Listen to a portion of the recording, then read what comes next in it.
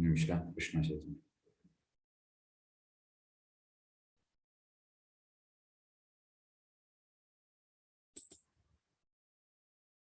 ಹರೇ ಕೃಷ್ಣ.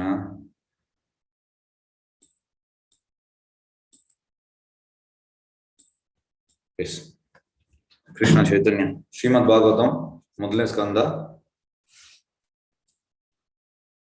11ನೇ ಅಧ್ಯಾಯ 24, 25, 26 ಶ್ಲೋಕ.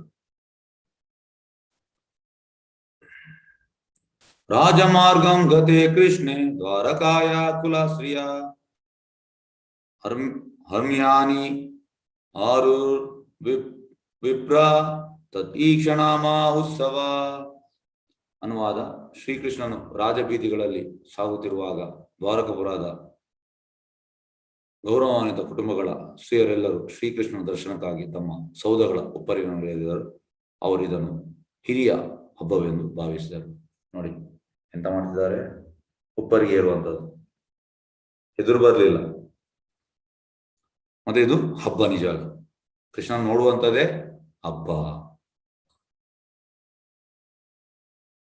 ಅದಕ್ಕೆ ಈಗ ಯಾವುದೋ ಫೆಸ್ಟಿವಲ್ ಆಗ ನೋಡಿ, ನೀವು ಶ್ರೀರಂಗಂ ಹೋದ್ರೆ ಅಲ್ಲಿ ದೇವರನ್ನು ಹೊರಗೆ ತರ್ತಾ ಇರ್ತಾರೆ. ಅಂದ್ರೆ ಈ ಇಡೀ ವರ್ಷದಲ್ಲಿ ಆಗ್ತಾ ಇರ್ತದೆ ಹಬ್ಬ, ಹಾಗೆಲ್ಲರೂ ಜನ ಸೇರ್ತಾರೆ. ಅಂದ್ರೆ ದೇವರು ಹೊರಗೆ ಬರುವುದಂದ್ರೆ ಅದು ಹಬ್ಬ. ಈಗ ಭಾವಾರ್ಥಕ್ಕೆ ಹೋಗುವ, ಭಾವಾರ್ಥ by his divine grace S Bhakti Swami ಶೀಲ ಪ್ರಭುಪಾದ್ ಕಿ ಜೈ. ದ್ವಾರಕಪಟ್ಟಣದ ಸ್ತ್ರೀಯರು ಭಾವಿಸಿದಂತೆ ಶ್ರೀಕೃಷ್ಣನ ದರ್ಶನ ಪಡೆಯುವುದೆಂದರೆ ಅದು ನಿಸ್ಸಂದೇಹವಾಗಿ ಅತ್ಯಂತ ಮಹತ್ವದ ಉತ್ಸವವೇ ಸರಿ. ಎಸ್, ಕೃಷ್ಣನ ದರ್ಶನ ಪಡೆಯುವುದಂದ್ರೆ ಅದೇ ಉತ್ಸವ. ಆದ್ರೆ ಈಗ ಬೇಡ ಯಾರಿಗೂ ಕೂಡ ದರ್ಶನ. ಆಕ್ಚುಲಿ ಕೃಷ್ಣನ ದರ್ಶನ ಪಡೆಯುವುದಂತದೇ ಉತ್ಸವ. ಭಾರತದ ಸ್ತ್ರೀ ಭಕ್ತೆಯರು ಇಂದಿಗೂ ಇದನ್ನು ಅನುಸರಿಸುತ್ತಾರೆ. ಸ್ವಲ್ಪ ಹೇಳಿದರೆ ಹೆಂಗಸರು ಅವರಿಗೆ ಎಂತಂದ್ರೆ ಅದು ನ್ಯಾಚುರಲ್ ಉಂಟು, ದೇವರ ಮೇಲೆ ಇದು ಹೋಗುವಂಥದ್ದು. ಅಂದ್ರೆ ಜಾಸ್ತಿ ಎಫರ್ಟ್ ಆಗ್ಬೇಕಂತಿಲ್ಲ. ಗಂಡಸರಿಗೆ ಸ್ವಲ್ಪ ಜಾಸ್ತಿ ಎಫರ್ಟ್ ಆಗ್ಬೇಕು, ಹೆಂಗಸರಿಗೆ ಅದು ನ್ಯಾಚುರಲ್. ಸ್ವಲ್ಪ ನಾವು ಎಫರ್ಟ್ ಆಗ್ತದೆ, ಯಾಕಂದ್ರೆ ಅವರಲ್ಲಿ ಉಂಟು, ಅನುಸರಿಸ್ತಾರೆ. ಅದರಲ್ಲೂ ವಿಶೇಷವಾಗಿ ಜೂಲನ್ ಮತ್ತು ಜನ್ಮಾಷ್ಟಮಿ ಉತ್ಸವಗಳಲ್ಲಿ ಭಗವಂತ ಲೋಕೋತ ದಿವ್ಯ ವಿಗ್ರಹವನ್ನು ಪೂಜಿಸುವುದಕ್ಕಾಗಿ ಭಾರತೀಯ ದೇವ ಮಂದಿರಗಳು ಈಗಲೂ ಅಧಿಕ ಸಂಖ್ಯೆಯಲ್ಲಿ ಸೇರುತ್ತಾರೆ. ಜೂಲನ್ ಅಂದ್ರೆ ಈಗ ದೇವರನ್ನು ಈ ಜೂಲನಲ್ಲಿ ಕೂರಿಸಿ ಮತ್ತೆ ಈಗ ನಾವು ಮಾಡುವಂಥದ್ದು. ಮತ್ತೆ ಜನ್ಮಾಷ್ಟಮೋತ್ಸವ ದೇವಾಲಯದಲ್ಲಿ ಪ್ರತಿಷ್ಠಾಪಿತವಾಗಿರುವ ದೇವರ ದಿವ್ಯ ವಿಗ್ರಹವನ್ನು ಪ್ರತ್ಯಕ್ಷನಾದ ಭಗವಂತನಿಗಿಂತ ಬೇರೆ ಅಲ್ಲ. ನೋಡಿ ಈಗ ಈ ಹೆಚ್ಚಿನ ಭೌತಿಕವಾದಿಗಳು ಅಂತ ಹೇಳುವಂಥದ್ದು ಅದು ಖಾಲಿ ಒಂದು ಮೂರ್ತಿ ಅಲ್ಲ. ಮೂರ್ತಿ ಹೇಳಿದ್ರೆ ದೊಡ್ಡ ತಪ್ಪದು, ಅಪರಾಧ. ಅದು ಅರ್ಚಾ ವಿಗ್ರಹ. ದೇವರದರಲ್ಲಿ ಇದ್ದಾರೆ. ಡಿಟಿ ವರ್ಷಿಪ್ ಅಂತ ಹೇಳುವಂಥದ್ದು, ಐಡಲ್ ವರ್ಷಿಪ್ ಅಲ್ಲ. ಈಗ ಐಡಲ್ ವರ್ಷಿಪ್ ಅಂದ್ರೆ ಅಂತ ಇಲ್ಲಿ ಹೊರಗೆ ಅಂತ ಈ ಗಾಂಧೀಜಿದು ಮತ್ತೆ ನೆಹರುದು ಅಂಬೇಡ್ಕರ್ ಇದೆಲ್ಲ ಈ ಗವರ್ಮೆಂಟ್ ಆಫೀಸ್ ಹೊರಗೆ ಇರ್ತದೆ, ಅದು ಐಡಲ್, ಅದರಲ್ಲಿ ಕಲೆ ಇಲ್ಲ. ಆದ್ರೆ ಇದರಲ್ಲಿ ದೇವರು ಬರ್ತಾರೆ ಸಾಕ್ಷಾತ್. ಇದನ್ನು ನಾವು ಮೂರ್ತಿ ಅಂತ ಹೇಳ್ಬಾರ್ದು, ತಪ್ಪು. ಇದರಲ್ಲಿ ಅರ್ಚಾ ವಿಗ್ರಹ, ದೇವರದಲ್ಲಿ ಬರ್ತಾರೆ, ದೇವರು ಅದರಲ್ಲಿ ಇದ್ದಾರೆ. ದೇವಾಲಯದಲ್ಲಿ ಪ್ರತಿಷ್ಠಾಪಿತವಾಗಿರುವ ದೇವರ ದಿವ್ಯ ವಿಗ್ರಹವು ಪ್ರತ್ಯಕ್ಷನಾದ ಭಗವಂತನಿಗೆ ಬೇರೆ ಅಲ್ಲ. ಭಗವಂತನ ಅಂತ ವಿಗ್ರಹವನ್ನು ಅರ್ಚಾ ವಿಗ್ರಹ ಅಥವಾ ಅರ್ಚಾವತಾರ ಎಂದು ಕರೆಯಲಾಗಿದೆ. ನೋಡಿ, ಮೂರ್ತಿ ಅಂತ ತಪ್ಪಿ ಕೂಡ ಹೇಳ್ಬೇಡಿ ಯಾರು ಕೂಡ, ಅದು ಅರ್ಚಾ ವಿಗ್ರಹ, ದೇವರದಲ್ಲಿ ಇದ್ದಾರೆ. ಈ ಭೌತಿಕ ಜಗತ್ತಲ್ಲಿರುವ ತನ್ನ ಅಸಂಖ್ಯಾತ ಭಕ್ತರಿಗೆ ಭಕ್ತಿ ಸೇವೆಗೆ ಅನುಕೂಲವಾಗುವಂತೆ ದೇವರು ತನ್ನ ಅಂತರಿಕ್ಷದಿಂದ ವಿಸ್ತರಿಸಿದರು. ಇದು ಯಾಕೆ ದೇವರಿಗೆ ಬಂದಿದ್ದಾರೆ ಅಂದ್ರೆ ನಮ್ಗೆಲ್ಲ ಅನುಕೂಲ ಆಗ್ಲಿ ಅಂತ. ನೋಡಿ, ದೇವರು ಈ ಅರ್ಚಾ ವಿಗ್ರಹದಲ್ಲಿ ಯಾಕೆ ಬಂದದ್ದು? ನಮ್ಗೆ ಅಂದ್ರೆ ಹತ್ತಿರದಲ್ಲಿ ಸಿಗ್ಲಿ ಅಂತ ಬಂದದ್ದು ದೇವರು, ನಮ್ಮ ಅನುಕೂಲಕ್ಕಾಗಿ. ನಾವು ಆ ರೀತಿ ಪೂಜೆ ಮಾಡುವಾಗ ದೇವರನ್ನು ಮತ್ತೆ ನಮ್ಮ ಹತ್ರ ರೆಸಿಪ್ರೋಕೇಟ್ ಮಾಡ್ತಾರೆ, ಅನುಕೂಲವಾಗ ದೇವರು. ಎಸ್, ಶ್ರೀಕೃಷ್ಣನ ಆಧ್ಯಾತ್ಮಿಕ ಸ್ವರೂಪವನ್ನು ಭೌತಿಕ ಇಂದ್ರಿಯಗಳು ಗ್ರಹಿಸಲಾರ. ನೋಡಿ, ಈ ಭೌತಿಕ ಇಂದ್ರಿಯದಿಂದ ನಿಮ್ಗೆ ಕೃಷ್ಣನ ಈ ಆಧ್ಯಾತ್ಮಿಕ ರೂಪ ನೋಡ್ಲಿಕ್ಕೆ ಆಗುದಿಲ್ಲ. ಈಗ ಎಂತ ಅಂದ್ರೆ ನಮ್ಮ ಇಂದ್ರಿಯಗಳು ಪರ್ಫೆಕ್ಟ್ ಇಲ್ಲ, ಹಾಗಾಗಿ ನಾವು ಎಂತ ಮಾಡ್ತೇವೆ, ಈಗ ನೋಡುವಾಗ ಆ ಮೂರ್ತಿ ಅಂತ ಆಗ್ತದೆ. ಅದೇ ಭಕ್ತನ ಇಂದ್ರಿಯಗಳು ಪರ್ಫೆಕ್ಟ್ ಉಂಟು, ಹಾಗಾಗಿ ಅವ ಎಂತ ಕೃಷ್ಣ ಕಾಣ್ತಾನೆ ಅಲ್ಲಿ. ಕೃಷ್ಣನ ಕಾಣ್ತಾನೆ. ಇದನ್ನ ನಾವು ವ್ಯತ್ಯಾಸ ಮಾಡ್ಬೇಕು. ಎಸ್, ಎಂತಾಯ್ತು ಮಾತಾಜಿ? ಶೀಲಾ ಮಾತಾಜಿ ಹೇಳಿ ಮಾತಾಜಿ. ರೆಕಾರ್ಡಿಂಗ್ ರೆಕಾರ್ಡಿಂಗ್ ಯಾವುದು ಆಗ್ತಾ ಇಲ್ಲ. ನಾನು ಇದನ್ನ ಮಾಡಿದ್ದೇನೆ, ಯೂಟ್ಯೂಬ್ ಲೈವ್ಗೆ ಹೋಗಿದೆ ನೋಡಿ. ಹಾಗಾಗಿ ಇಲ್ಲಿ ನಾವು ಎಂತದ್ದು ಹೇಳಬೇಕಂದ್ರೆ,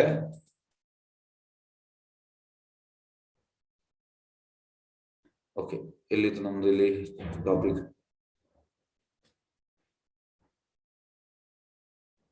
ಓಕೆ, ಆಧ್ಯಾತ್ಮಿಕ ಭೌತಿಕ ಇಂದ್ರಿಯಗಳನ್ನು ಗ್ರಹಿಸಲಾಗ.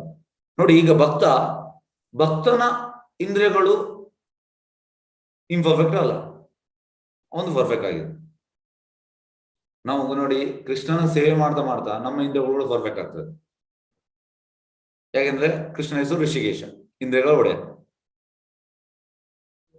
ಹಾಗಾಗಿ ಇಲ್ಲಿ ಎಂತ ಅಂದ್ರೆ, ಜನರು ಎಲ್ಲ ಅವರ ಭೌತಿಕ ಇಂದ್ರಿಯ ಇಟ್ಕೊಂಡು ಹೋಗಿ ದೇವಸ್ಥಾನಕ್ಕೆ ಹೋಗ್ತಾರೆ, ಆ ಮೂರ್ತಿ ಅಂತ ಹೇಳ್ತಾರೆ. ಭೌತಿಕ ಇಂದ್ರಿಯದಲ್ಲಿ ಈ ಆಧ್ಯಾತ್ಮಿಕ ಸ್ವರೂಪ ನೋಡ್ಲಿಕ್ಕೆ ಆಗುದಿಲ್ಲ. ನೋಡಿ, ಶ್ರೀಕೃಷ್ಣ ಆಧ್ಯಾತ್ಮಿಕ ಸ್ವರೂಪವನ್ನು ಭೌತಿಕ ಇಂದ್ರಿಯಗಳು ಗ್ರಹಿಸಲಾಗ.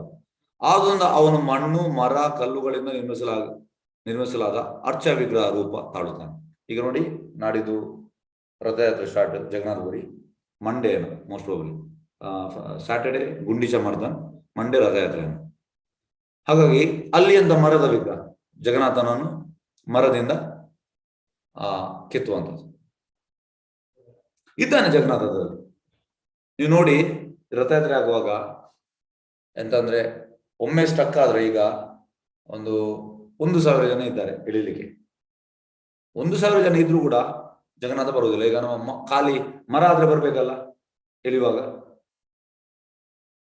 ಕೆಲವೊಮ್ಮೆ 1 ದಿವಸ ಅಲ್ಲೇ ಇರ್ತಾನೆ, ಕೆಲವೊಮ್ಮೆ 2 ದಿವಸ ಆಗಿ ಇರ್ತಾನೆ.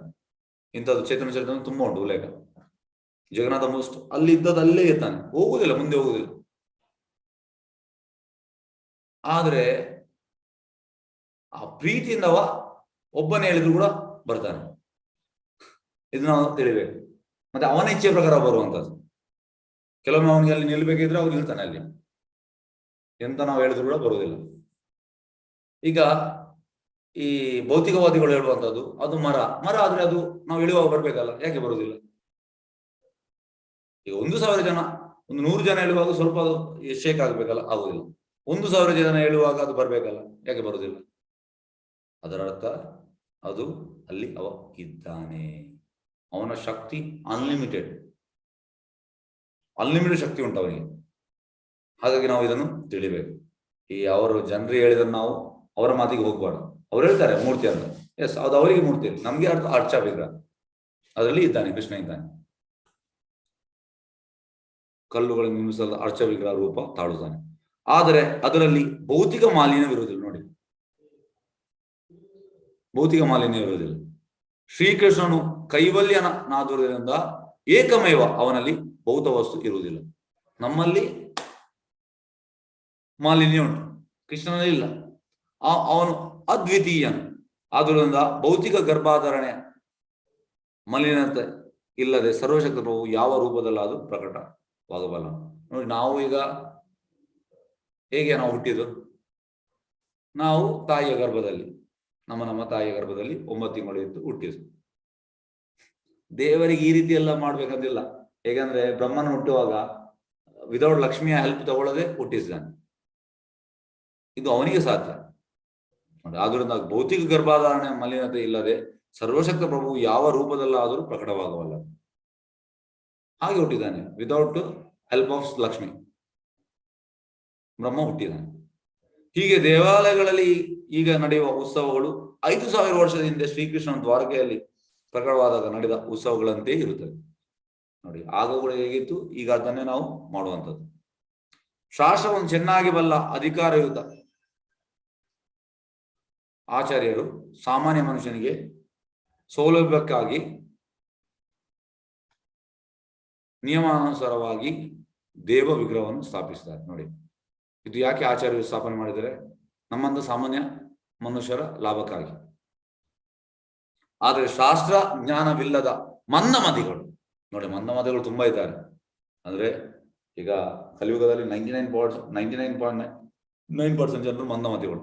ದೇವರನ್ನು ನಂಬುವುದಿಲ್ಲ, ದೇವಸ್ಥಾನಕ್ಕೆ ಹೋಗುವುದಿಲ್ಲ, ಅಂದ್ರೆ ಈ ಎಂತಂದ್ರೆ ಯಂಗ್ಸ್ಟರ್ಸ್ ಕೂಡ ಅಲ್ಲ, ಮಿಡ್ಲ್ ಏಜ್ನವ್ರು ಕೂಡ, ಅಂದ್ರೆ ಯಾರು ಜಾಸ್ತಿ ಈ ಇಂದ್ರಿಯಗಳು ಜಾಸ್ತಿ ಇದ್ದಾರೆ ಅವರು ಹೇಳೋದು what is the need of going to temple, ಅಂದ್ರೆ ದೇವಸ್ಥಾನಕ್ಕೆ ಏನು ಪ್ರಯೋಜನ? ನಾವು ಕಷ್ಟಪಡ್ತಾ ಇದ್ರೆ, ನಾವು ಕೆಲಸ ಮಾಡ್ತಾ ಇದ್ರೆ, ನಾವು ವಿ ಆರ್ ಎಂಜಾಯಿಂಗ್.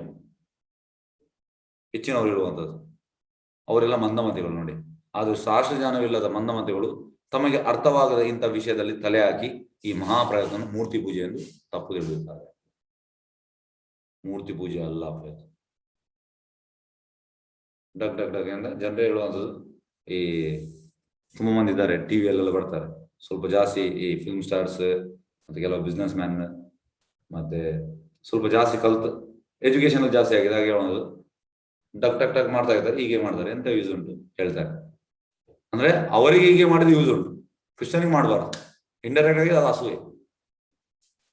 ಭಗವಂತನ ಅಲೌಕಿಕ ರೂಪವನ್ನು ಕಾಣುವುದಕ್ಕಾಗಿ ದೇವ ಮಂದಿರಗಳಲ್ಲಿ ಈ ಉತ್ಸವವನ್ನು ಆಚರಿಸುವ ಸ್ತ್ರೀ ಪುರುಷರು ದೇವರ ದಿವ್ಯ ರೂಪದಲ್ಲಿ ನಂಬಿಕೆ ಇಲ್ಲದವರಿಗಿಂತ ಸಹಸ್ರಪಾಲು, ನೋಡಿ ಸಹಸ್ರಪಾಲು ಹೆಚ್ಚು ಮಹಿಮಾವಂತರು. ಯಾರಿಗೆ ನಂಬಿಕೆ ಉಂಟು ಅವರು ಎಷ್ಟೋ ಮಹಿಮಾವಂತರಂತ, ಸಹಸ್ರಪಾಲು. ಆದ್ರೆ ಇವರಿಗೆ ಈ ಅಲೌಕಿಕ ರೂಪವನ್ನು ಕಾಣುವುದಕ್ಕಾಗಿ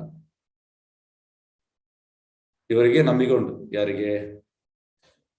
ಆಚಾರ್ಯ ಸ್ತ್ರೀ ಪುರುಷರು. ಕೆಲವರಿಗೆ ನಂಬಿಕೆ ಇಲ್ಲ, ಹೆಚ್ಚಿನವರಿಗೆ ನಂಬಿಕೆ ಇಲ್ಲ, ಇನ್ನು ಕೆಲವರಿಗೆ ನಂಬಿಕೆ ಉಂಟು. ದ್ವಾರಕಪುರದ ನಿವಾಸಿಗಳೆಲ್ಲರೂ ದೊಡ್ಡ ದೊಡ್ಡ ಅರಮನೆಗಳನ್ನು ಹೊಂದಿದ್ದಾರೆ ಎಂದು ಈ ಶ್ಲೋಕದಲ್ಲಿ ತಿಳಿದು ಬರುತ್ತದೆ. ನೋಡಿ, ಈಗ ನಾವು ಹೇಳ್ತೇವೆ 100 ಸ್ಟೋರಿ ಬಿಲ್ಡಿಂಗ್, 50 ಸ್ಟೋರಿ ಬಿಲ್ಡಿಂಗ್. ಇಲ್ಲಿ ನೋಡಿ ದೊಡ್ಡ ದೊಡ್ಡ ಅರಮನೆಗಳು ಬರ್ತದೆ. ನಗರವು ಎಷ್ಟು ಉಚ್ಚಾಶ್ರಯ ಸ್ಥಿತಿಯಲ್ಲಿ ಎಂಬುದನ್ನು ಸೂಚಿಸುತ್ತದೆ.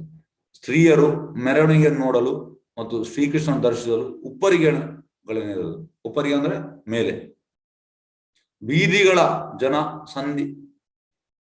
ಸಂದನಿಯಲ್ಲಿ ಸೇರಿಕೊಳ್ಳಲಿಲ್ಲ. ಈಗ ಎಂತಾಗ್ತದೆ, ರೋಡಲ್ಲಿ ಎಂತ ಫಂಕ್ಷನ್ ಆಗುವ ರೋಡಲ್ಲಿ ಮೇಲೆ ಸೇರಿದ್ದಾರೆ. ಹೀಗೆ ಅವರು ತಮ್ಮ ಗೌರವವನ್ನು ಸಂಪೂರ್ಣವಾಗಿ ಕಾಯ್ದುಕೊಂಡಿದ್ದಾರೆ. ಒಟ್ಟಿಗೆ ಫ್ರೀ ಅಂದ್ರೆ mingling of boys and girls is not good ಅಂತ ಪ್ರಭಾವ ಹೇಳ್ತಾರೆ. ಅಂದ್ರೆ ಪುರುಷ ಮತ್ತೆ ಸ್ತ್ರೀಯರು ಒಟ್ಟಿಗೆ ಇದಾಗುವುದು ಒಳ್ಳೆಯದಲ್ಲ. ಅವರಿಗೆ ಪುರುಷರೊಂದಿಗೆ ಕೃತಕ ಸಮಾನತೆ ಇರಲಿಲ್ಲ. ನೋಡಿ, ಈಗ ನಾವು ಹೇಳ್ತೇವೆ ಕೃತಕ ಸಮಾನತೆ, ಇದು ಸಮಾನತೆ. ಈ ಅಮೆರಿಕದಲ್ಲಿ ಒಬ್ಬಳು ಪ್ರಭಾತ ಹೇಳಿದ್ರು, we are equal to men. Prabhata you are not equal to men. No, you are equal. How you will be equal? Prabhata ಹೇಳಿದ್ರು, ಹೇಗೆ ನೀನು ಈಕ್ವಲ್ ಆಗ್ತೀಯ? ಈಗ ಪ್ರಭಾತ ಒಂದು ಬ್ರಹ್ಮಚಾರಿ ಕರೆದು, ಈಗ 18 ವರ್ಷದ ಬ್ರಹ್ಮಚಾರಿ, ನಿನ್ಗೆ ಎಷ್ಟಾಗಿದೆ ಪ್ರಾಯ? 20 ವರ್ಷ. ಈಗ ನೀನು ಹೇಳ್ತೀಯ ಈಕ್ವಲ್ ಅಂತ. ಹೇಗೆ ಈಕ್ವಲ್ ಆಗ್ತೀಯಾ? ಈಗ ಇವನನ್ನು ನಾನೀಗ ಯಾವುದೊಂದು ದೇಶಕ್ಕೆ ಹೋಗ್ಲಿಕ್ಕೆ ಹೇಳ್ತೇನೆ, ಮಧ್ಯರಾತ್ರಿ 2 ಗಂಟೆಗೆ ಬಸ್ ಸ್ಟ್ಯಾಂಡ್ ಅಲ್ಲಿ ಮಲಗ್ತಾನೆ. ನಿನ್ಗೆ ಆಗ್ತದ? ನನಗೆ ಕೂಡ ಆಗ್ತದೆ. ಯಾಕೆ ಆಗ್ತದೆ ನಿನ್ಗೆ? ಈಗ ಓಕೆ, ನಿನ್ಗೆ ಆಗ್ತದೆ. ಈಗ ಅಲ್ಲಿ ಯಾರಾದ್ರೂ 10 ಮಂದಿ ಬಂದು ನಾನು ರೇಪ್ ಮಾಡಿದ್ರು, ಆಗ ನೀನ್ ಎಂತ ಮಾಡ್ತೀಯ? ನಾನು ಬಿಡುದಿಲ್ಲ ಅವರಿಗೆ, ಬಲಾತ್ಕಾರ ಮಾಡ್ತಾರೆ, ಎಂತ ಮಾಡ್ತೀಯ? ಈಗ ಮತ್ತೆ ನಿನಗೆ ಮಗು ಆಗ್ತದೆ, ಮಗುವನ್ನು ನಾನು ತೆಗಿತೇನೆ. ನೋಡಿ, ಇದು ಜನರೆಲ್ಲ ಹೀಗೆ ಈ ರೀತಿ, ಅಂದ್ರೆ ಅವ್ರು ಒಪ್ಪುದಿಲ್ಲ. ಪ್ರಭು ಹೇಳಿದ್ರು, ಈಗ ಮಗು ಆದ್ರೆ ಆಗ 10 ಮಂದಿ ಅವ್ರು ಹೋಗ್ತಾರೆ, ಮತ್ತೆ ಯಾರು 9 ತಿಂಗಳು ಹೊಟ್ಟೆಯಲ್ಲಿ ಇಡ್ಬೇಕು? ನೀನ್ ಇಡ್ಬೇಕಲ್ಲ, ಮತ್ತೆ ನೀನ್ ಹೇಗೆ ಈಕ್ವಲ್ ಆಗ್ತೀಯ? ಹಾಗಾಗಿ ಭೌತಿಕವಾಗಿ ಈಕ್ವಲ್ ಅಲ್ಲ, ಶರೀರದಲ್ಲಿ ಕೂಡ ಈಕ್ವಲ್ ಅಲ್ಲ. ಹೇಗೆ ಆಗ್ತದೆ ಈಕ್ವಲ್? ಆಧ್ಯಾತ್ಮಿಕ ಈಕ್ವಲ್.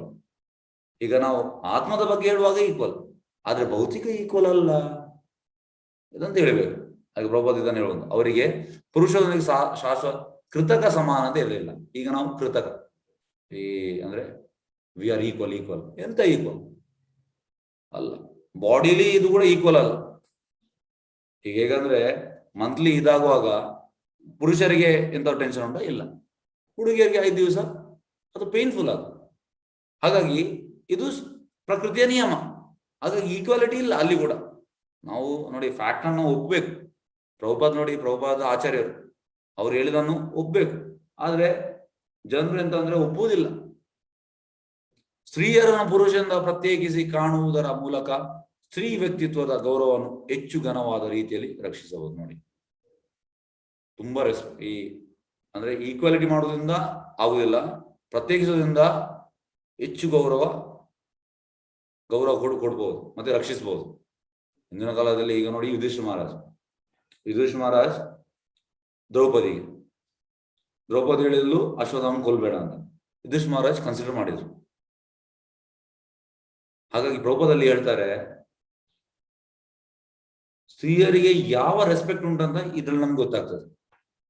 ಅವಳ ಮಾತಿಗೆ ಬೆಲೆ ಇತ್ತು. ಹಾಗಾಗಿ ಖಾಲಿ ಅಂತ ಹೇಳುವಂಥದ್ದು ಈಗ ಜನರು ಹೇಳ್ತಾರೆ ಬೆಲೆ ಇಲ್ಲ ಅಂತ. ಇಲ್ಲ, ತಪ್ಪು. ಹಿಂದೆ ಕೂಡ ಇತ್ತು, ಬೆಲೆ ಇತ್ತು. ಈಗ ಕುಂತಿ ಮಹಾರಾಣಿಗೆ ಕೃಷ್ಣ ಎಂತ ರೆಸ್ಪೆಕ್ಟ್ ಕೊಟ್ಟಿದ್ದ, ಇದೆಲ್ಲ ನಾವು ಕನ್ಸಿಡರ್ ಮಾಡ್ಬೇಕು. ನಾವು ಖಾಲಿ ಒಟ್ಟು ಬಗ್ಗೆ ಹೇಳುವುದಲ್ಲ.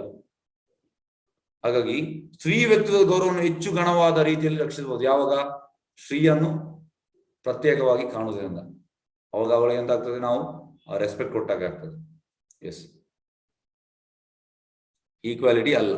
ಎಸ್, ಈಕ್ವಾಲಿಟಿ ಅಂದ್ರೆ ಈ ಆತ್ಮದ ಬಗ್ಗೆ ಬರುವಾಗ ಪ್ರಭುಪಾದ ಹೇಳ್ತಾರೆ ಈಕ್ವಲ್, ಆದ್ರೆ ದೇಹದಲ್ಲಿ ಈಕ್ವಲ್ ಅಲ್ಲ.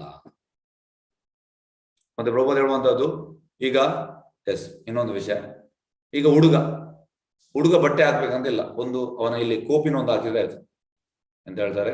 ಇಲ್ಲಿ ಅವನ ಈ ಜನನಾಂಗ ಅದನ್ನ ಕವರ್ ಮಾಡ್ಲಿಕ್ಕೆ, ಮತ್ತೆ ಎಲ್ಲಿ ಕೂಡ ಮಾಡ್ಬೋದು ಅಂತ. ಸ್ತ್ರೀಗಾಗಿ ಮಾಡ್ಲಿಕ್ಕೆ ಆಗ್ತದ? ಇಲ್ಲ, ಅವಳು ಫುಲ್ ಕಾಲಿನ ಬುಡದನ್ನು ಕವರ್ ಮಾಡ್ಬೇಕು. ಅದು ಪ್ರಭುಪಾದ ಹೇಳ್ತಾರೆ ಈಕ್ವಾಲಿಟಿ ಅಲ್ಲ.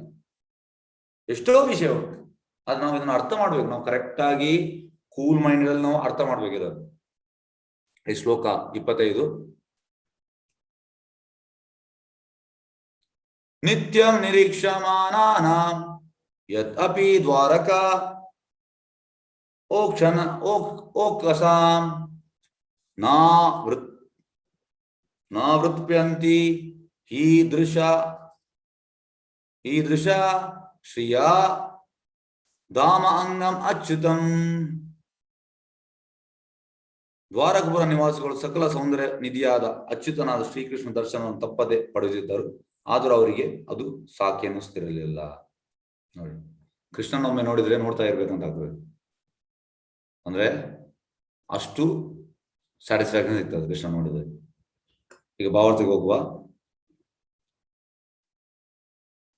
ದ್ವಾರಕಾಪುರದ ಸ್ತ್ರೀಯರು ತಮ್ಮ ಭವನಗಳ ಉಪ್ಪರಿಗೆಗಳನ್ನು ಏರಿ ಶ್ರೀಕೃಷ್ಣನ ಕಂಡಾಗ ತಾವು ಹಿಂದೆ ಅನೇಕ ಬಾರಿ ಅಮೋಘ ಪುರುಷ ಶ್ರೀಕೃಷ್ಣ ಸುಂದರ ಕಾಯವನ್ನು ಕಂಡಿದ್ದೇವೆ ಎಂದು ಅವರಿಗೆ ಅನಿಸಲೇ ಇಲ್ಲ. ನೋಡಿ, ತುಂಬಾ ಬಾರಿ ನೋಡಿದ್ದಾರೆ, ಆದ್ರೂ ಕೂಡ ಅವರಿಗೆ ಅನಿಸಲೇ ಇಲ್ಲ. ಶ್ರೀಕೃಷ್ಣನ ಕಾರಣ ಅವರಿಗಿದ್ದ ಆತುರವು ಅವರಿಗೆ ಅವನನ್ನು ಇನ್ನಷ್ಟು ಮತ್ತಷ್ಟು ಕಾಣುವ ಆಸೆ ಇರುತ್ತಿದ್ದೆ ಎಂಬುದನ್ನು ಸೂಚಿಸುತ್ತದೆ. ಕೃಷ್ಣ ನೋಡ್ಲಿಕ್ಕೆ ನಮ್ಗೆ ತುಂಬಾ ನಾವು ತುದಿ ಬೆರಲೇ ಇರಬೇಕು. ಕೃಷ್ಣ ಇನ್ನಷ್ಟು ನೋಡುವ, ಮತ್ತಷ್ಟು ನೋಡುವ ಅಂತ. ಯಾವುದೇ ಭೌತಿಕ ವಸ್ತುವನ್ನು ಅನೇಕ ಬಾರಿ ನೋಡಿದಾಗ ತೃಪ್ತಿ ನಿಯಮದ ಪ್ರಕಾರ ಅದು ತನ್ನ ಆಕರ್ಷಣೆಯನ್ನು ಕಳೆದುಕೊಳ್ಳುತ್ತದೆ. ನೋಡಿ, ಈಗ ನೀವು ಭೌತಿಕ ವಸ್ತುವನ್ನು ನೀವು ಅನೇಕ ಬಾರಿ ನೋಡಿದಾಗ ನಿಮ್ಗೆ ಅದೆಲ್ಲ ಆಸೆ ಹೋಗ್ತದೆ. ಕೃಷ್ಣ ಹಾಗೆ ಅಲ್ಲ, ಇನ್ನು ನೋಡ್ಬೇಕು, ಇನ್ನು ಮತ್ತೆ ಮತ್ತೆ ಮತ್ತೆ. ತೃಪ್ತಿ ನಿಯಮವು ಭೌತಿಕ ವಸ್ತುಗಳ ವಿಷಯದಲ್ಲಿ ಕೆಲಸ ಮಾಡುತ್ತದೆ, ಆದರೆ ಆಧ್ಯಾತ್ಮಿಕ ಪ್ರಪಂಚದಲ್ಲಿ ಅದಕ್ಕೆ ಅವಕಾಶವಿಲ್ಲ. ಆ ಆಧ್ಯಾತ್ಮಿಕ ಇದರಲ್ಲಿ ಹೇಗಂದ್ರೆ ಕೃಷ್ಣ ಧಾಮದಲ್ಲಿ ಈಗ ನೋಡಿ, ಇಲ್ಲಿ ನಾವು ಈಗ ಫಂಕ್ಷನ್ ಉಂಟು, ಈಗ ಎಣಿಸುವ ಯಾವುದೊಂದು ಫಂಕ್ಷನ್ ಉಂಟು. ಫಂಕ್ಷನ್ಗೆ ನಾವು ಕುಣಿತೇವೆ, ಕೀರ್ತನೆ ಮಾಡ್ತೇವೆ. ಈಗ 1 ಗಂಟೆ ನಾವು ಕುಣಿತೇವೆ, ಮತ್ತೆ ನಮ್ಗೆ ಟಯರ್ಡ್ ಆಗ್ತದೆ. ಆಧ್ಯಾತ್ಮಿಕ ಲೋಕದಲ್ಲಿ ಕುಣಿತಾ ಇರುವಂತ ಟಯರ್ಡ್ನೆಸ್ ಅನ್ನೋದಿಲ್ಲ, ಕುಣಿತಾ ಇರೋದು. ಮತ್ತೆ ಪ್ರಭುಪಾದ ಹೇಳ್ತಾರೆ ಇಲ್ಲಿ ನಮ್ಗೆ ಈಗ ಜನ್ಮಾಷ್ಟಮಿ ಫಸ್ಟ್, ನೆಕ್ಸ್ಟ್ ಬಲರಾಮ ಜಯಂತಿ, ಮತ್ತೆ ಜನ್ಮಾಷ್ಟಮಿ, ಮತ್ತೆ ರಾಧಾಷ್ಟಮಿ, ಮತ್ತೆ ಈ ಗೋವರ್ಧನ ಪೂಜಾ, ಈ ರೀತಿ ಎಲ್ಲ ಉಂಟು ಫೆಸ್ಟಿವಲ್ಸ್. ಆದ್ರೆ ಅಲ್ಲಿ ಹಾಗೆ ಅಲ್ಲ, ಡೈಲಿ ಹಬ್ಬ ಅಂತ, ಡೈಲಿ ಹಬ್ಬ ಕೃಷ್ಣನ ಧಾಮದಲ್ಲಿ. ಹಾಗಾಗಿ ಅವಕಾಶವಿಲ್ಲ, ಅಲ್ಲಿ ತೃಪ್ತಿ ಅನ್ನೋದಿಲ್ಲ. ಅಚ್ಯುತ ಎಂಬ ಪದ ಇಲ್ಲಿ ಅರ್ಥಪೂರ್ಣವಾದದ್ದು. ಏಕೆಂದ್ರೆ ದೇವರು ಕರುಣೆಯಿಂದ ಭೂಮಿಯಲ್ಲಿ ಅವತರಿಸಿದರು, ಅವನು ಅಚ್ಯುತನಾದ. ಅವನಿಗೆ ಶ್ರುತಿ ಇಲ್ಲ, ಅಚ್ಯುತನ ಶ್ರುತಿ ಇಲ್ಲದವನು. ಜೀವಿಗಳು ತಪ್ಪು ಮಾಡುವಂತವರು. ನಾವೆಲ್ಲ ತಪ್ಪು ಮಾಡ್ತೇವೆ, ಏಕೆಂದ್ರೆ ಭೌತಿಕ ಪ್ರಪಂಚದ ಸಂಪರ್ಕ ಪಡೆದಾಗ ಅವರ ಆಧ್ಯಾತ್ಮಿಕ ವ್ಯಕ್ತಿತ್ವವು ಮಸಕ್ಕಾಗುತ್ತದೆ. ನೋಡಿ ಎಂತಂದ್ರೆ ಆಕ್ಚುಲಿ ನಾವೆಲ್ಲ ನಮ್ಮಲ್ಲಿ ಆಧ್ಯಾತ್ಮಿಕ ಇದು ಉಂಟು, ವ್ಯಕ್ತಿತ್ವ ಉಂಟು. ಆದ್ರೆ ಈ ಭೌತಿಕ ಲೋಕ ಬರುವಾಗ ಅದು ಮಸಕ್ಕಾಗುತ್ತದೆ. ಆಗ ದೇಹವು ಪ್ರಕೃತಿ ನಿಯಮದಂತೆ ಹುಟ್ಟು, ಬೆಳವಣಿಗೆ, ರೂಪಾಂತರ, ಸ್ಥಾನ, ಕ್ಷೀಣುವಿಕೆ, ನಿರ್ನಾಮವಾಗುವಿಕೆ ಮೊದಲಾದವುಗಳಿಗೆ ಒಳಪಡುತ್ತದೆ. 6 ಸ್ಟೇಜಸ್, 6 ಸ್ಟೇಜಸ್. ಹುಟ್ಟು, ಬೆಳವಣಿಗೆ ಇದೆಲ್ಲ. ಭಗವಂತನ ಶರೀರ ಹಾಗಲ್ಲ, ತಾನು ಇರುವ ರೀತಿಯಲ್ಲಿ ಅವನು ಅವತರಿಸ್ತಾನೆ. ಭಗವಂತ ಬರುವಂತದ್ದು ಸಚ್ಚಿದಾನಂದ ವಿಗ್ರಹದಲ್ಲಿ, ಅಂದ್ರೆ ಅವನ ಗೋಲೋಕದ ರೂಪದಲ್ಲಿ ಇಲ್ಲಿ ಬರ್ತಾನೆ. ಅಲ್ಲದೆ ಅವನು ಭೌತಿಕ ಪ್ರಕೃತಿ ನಿಯಮಗಳಿಗೆ ಒಳಪಡುವುದಿಲ್ಲ. ಈ ಕೃಷ್ಣ ಅಂತ ಹೇಳುವುದು ಮಯಾದಕ್ಷೇನ ಪ್ರಕೃತಿ ಸೂಯತೆ ಸಹಚರಾಚಾರ ಹೇತು ನಾನೇನ ಕೌಂತೆಯ ಜಗದ್ ವಿಪರಿವರ್ತನೆ. ನನ್ನ ಅಂಡರಲ್ಲಿ ಅವಳು ಕೆಲಸ ಮಾಡುವುದು. ಹಾಗಾಗಿ ಭೌತಿಕ ಪ್ರಕೃತಿ ನಿಯಮಗಳಿಗೆ ಒಳಪಡುವುದಿಲ್ಲ. ಹೇಗೆ ಒಳಪಡ್ತಾನೆ? ಈಗ ನೋಡಿ, ಈಗ ಒಂದು ಕಂಪನಿದು ಚಾನ್ಸಲರ್ ಇದ್ದಾರೆ, ಮತ್ತೆ ಪ್ರಿನ್ಸಿಪಲ್ ಇದ್ದಾರೆ. ಈಗ ಚೇರ್ಮನ್ ಅಂದ್ರೆ ಪ್ರಿನ್ಸಿಪಲ್. ಈಗ ಚೇರ್ಮನ್ ಅಂಡರಲ್ಲಿ ಪ್ರಿನ್ಸಿಪಲ್ ಕೆಲಸ ಮಾಡುವಂಥದ್ದು. ಚೇರ್ಮನ್ಗೆ ಪ್ರಿನ್ಸಿಪಲ್ ಅಂತ ತೆಗಿಬಹುದು, ಆದ್ರೆ ಪ್ರಿನ್ಸಿಪಲ್ಗೆ ಚೇರ್ಮನ್ ತೆಗಿಲಿಕ್ಕೆ ಆಗ್ತದ? ಇಲ್ಲ. ಹಾಗಾಗಿ ಇಲ್ಲಿ ಚೇರ್ಮನ್ ಯಾರು? ಕೃಷ್ಣ. ಪ್ರಿನ್ಸಿಪಲ್ ಯಾರು? ಪ್ರಕೃತಿ, ದೇವಿ. ಹಾಗಾಗಿ ಅವನು ಭೌತಿಕ ಪ್ರಕೃತಿ ನಿಯಮಗಳಿಗೆ ಒಳಪಡುವುದಿಲ್ಲ. ಇದನ್ನ ನಾವು ತಿಳಿಬೇಕು. ಈಗ ಆ ಚೇರ್ಮನ್ಗೆ ಎನಿ ಟೈಮ್ ಬರ್ಬೋದು, 11 ಗಂಟೆ ಕೂಡ ಬರ್ಬೋದು. ಪ್ರಿನ್ಸಿಪಲ್ಗೆ ಹಾಗೆ ಅಲ್ಲ, ಅವ್ರು ಕರೆಕ್ಟ್ ಟೈಮ್ 9 ಗಂಟೆ ಕಾಲೇಜ್ ಸ್ಟಾರ್ಟ್ ಆದ್ರೆ ಒಂದು 10 ನಿಮಿಷ ಮುಂಚೆ ಬರ್ಬೇಕು ಅವರು. ಯಾಕಂದ್ರೆ ಅವ್ರ ಅಂಡರ್ ಅವ್ರ ಚೇರ್ಮನ್ ಅವರಿಗೆ ಹಣ ಕೊಡುವಂಥದ್ದು. ಇದು ನಾವು ತಿಳಿಬೇಕು. ಸಿಂಪಲ್. ಅವನ ದೇಹವೇ ವಿಶ್ವದ ಎಲ್ಲದರ ಮೂಲ, ನಮ್ಮ ಅನುಭವಕ್ಕೆ ಅತೀತವಾದ ಸಕಲ ಸೌಂದರ್ಯಗಳ ನಿಧಿ. ನೋಡಿ, ನಮ್ಮ ಅನುಭವಕ್ಕೆ ಅತೀತವಾದ ಕೃಷ್ಣ ಹೆಸರು ಅಧೋಕ್ಷಜ, ನಮ್ಮ ಈ ಕಣ್ಣಿಗೆ ಕಾಣದು. ಎಷ್ಟೋ ವಿಷಯ ನಮಗೆ ಕಾಣದಿರುವಂಥದ್ದು. ಹಾಗಾಗಿ ಕೃಷ್ಣನ ನಮ್ಮ ಅನುಭವಕ್ಕೆ ಅತೀತವಾದ ಸಕಲ ಸೌಂದರ್ಯಗಳ ನಿಧಿಯವ. ಅದು ಹೊಸ ಹೊಸ ಸೌಂದರ್ಯಗಳ ಅಭಿವ್ಯಕ್ತಿಯನ್ನು ಪಡೆಯುತ್ತಿದೆ. ನೋಡಿ, ಈಗ ನಾನು ಭಗವದ್ಗೀತಾ 2007ರಲ್ಲಿ ಪುಸ್ತಕ ಪರ್ಚೇಸ್ ಮಾಡಿದ್ದೆ, ಯಥಾರೂಪ. ಆಗ ಓದಿದ್ದೇನೆ ನಾನು. 2008ರಲ್ಲಿ ಓದಿದ್ದೇನೆ, 9ರಲ್ಲಿ ಓದಿದ್ದೇನೆ, 10ರಲ್ಲಿ ಓದಿದ್ದೇನೆ, 11ರಲ್ಲಿ ಓದಿದ್ದೇನೆ, 12, 13, 14, 15, 16, 17, 18, 19, 20. ಲಾಸ್ಟ್ ಟೈಮ್ ನಮ್ಮ ಸ್ಟಾರ್ಟ್ ಆಗುವಾಗ ಓದಿದ್ದೇನೆ. ಈಗ ಕೂಡ ಓದ್ತಾ ಇದ್ದೇನೆ. ನನಗೆ ಬೋರ್ ಆಗುದಿಲ್ಲ. ಹೊಸ ಹೊಸ ಕೃಷ್ಣ ನನಗೆ ಥಾಟ್ ಕೊಡ್ತಾ ಇದ್ದಾನೆ. ಈಗ ನಾನು ತುಂಬಾ ಅಂದ್ರೆ ಪ್ರತಿ ಸತಿ ಕಲಿಯುವಾಗ ಹೊಸ ಹೊಸದು ಬರ್ತದೆ. ಅದು ಹೇಗೆ? ಯಾಕೆಂದ್ರೆ ಇದು ಪುಸ್ತಕ ಲೌಕಿಕ ಅಲ್ಲ, ಇದು ಆಧ್ಯಾತ್ಮಿಕ. ಇದನ್ನ ನಾವು ತಿಳಿಬೇಕು. ನಮ್ಗೆ ಇದು ಗೊತ್ತಿಲ್ಲ. ನಾವು ಅಂತಂದ್ರೆ ಅಷ್ಟು ನಾನು ಕಲ್ತಾ ಇತ್ತು, ಒಂದು ಸಲ ಆಯ್ತು ಬಗೋದು. ಒಂದು ಸಲ ಅಲ್ಲ, ಮತ್ತೆ ಇನ್ನೊಮ್ಮೆ, ಮತ್ತೊಮ್ಮೆ, ಮಗದೊಮ್ಮೆ. ನಿಮ್ಗೆ ಅದರಲ್ಲಿ ಹೊಸ ಹೊಸ ಹೊಸ ಟೇಸ್ಟ್ ಸಿಗ್ತದೆ ನಿಮ್ಗೆ. ಮತ್ತೆ ಹೊಸ ಹೊಸ ರಿಯಲೈಸೇಷನ್, ಸಾಕ್ಷಾತ್ಕಾರ. ನೋಡಿ, ರಿಯಲೈಸೇಷನ್ ಮೇನ್ ಎಂತಂದ್ರೆ ಕೆಲವೊಮ್ಮೆ ಓದುವಾಗ ಅದು ಹಿಂದೆ ಓದುವಾಗ ಅಂತ ಸಾಕ್ಷಾತ್ಕಾರ ಬರುವುದಿಲ್ಲ. ಅದು ಹೇಗೆ ಬರ್ತದೆ? ಅದು ಹೇಗೆ? ಅದು ಯಾಕಂದ್ರೆ ಈ ಪುಸ್ತಕ ಲೌಕಿಕ ಅಲ್ಲ, ಆಧ್ಯಾತ್ಮಿಕ. ಓಕೆ, ಅದು ಹೊಸ ಹೊಸ ಸೌಂದರ್ಯಗಳ ಅಭಿವ್ಯಕ್ತಿ ಪಡೆಯುತ್ತದೆ. ಆದರೆ ಶ್ರೀಕೃಷ್ಣ ದಿವ್ಯ ಶರೀರದ ದರ್ಶನದಿಂದ ಯಾರಿಗೂ ಪೂರ್ಣ ತೃಪ್ತಿ ಆಗುವುದಿಲ್ಲ. ನೋಡಿ, ಕೃಷ್ಣ ದರ್ಶನದಿಂದ ಪೂರ್ಣ ತೃಪ್ತಿ ಆಗುವುದಿಲ್ಲ. ಭಗವಂತ ದಿವ್ಯನಾಮ, ರೂಪ, ಗುಣ, ಪರಿವಾರ ಮೊದಲಾವುದೆಲ್ಲ ಅವನ ಆಧ್ಯಾತ್ಮಿಕ ಅಭಿವ್ಯಕ್ತಿಗಳು. ಭಗವನ್ನಾಮ ಕೀರ್ತನೆಯಲ್ಲಿ ಭಗವಂತನ ಗುಣವರ್ಣನೆಯಲ್ಲಿ ನಾವು ಪಡೆಯುವ ತೃಪ್ತಿಗೆ ಕೊನೆ ಇಲ್ಲ. ಇದರಲ್ಲಿ ತೃಪ್ತಿಗೆ ಲಿಮಿಟೇ ಇಲ್ಲ. ಭಗವಂತನ ಪರಿವಾರಕ್ಕೆ ಪರಿಮಿತಿ ಇಲ್ಲ. ಅವನು ಎಲ್ಲದರ ಮೂಲ ಮತ್ತು ಯಾವ ಪರಿಮಿತಿ ಇಲ್ಲದವನು. ಎಸ್, ಶ್ಲೋಕ 26ಕ್ಕೆ ಹೋಗುವ. ಶ್ಲೋಕ 26. ಶ್ರಿಯಾರಿವಾಸ ಯಸ್ಯ ಪುರ ಪಾನಪಾತ್ರ ಮುಖಂ ದೃಶಾಂ ಭಾವಲೋಕಪಾಲನಾಂ ಸಾರಂಗಾನಾಂ ಪದ ಅಂಬುಜಂ. ಅನುವಾದ: ಶ್ರೀಕೃಷ್ಣನ ವಕ್ಷಸ್ಥಳವು ಲಕ್ಷ್ಮಿಯ ಆವಾಸ ಸ್ಥಾನ. ಸುಂದರವಾದ್ದೆಲ್ಲವೂ ಆತೊರೆಯುವ ನಯನಗಳಿಗೆ ಅವನ ಚಂದ್ರವದನವು ಒಂದು ಪಾನಪಾತ್ರೆ.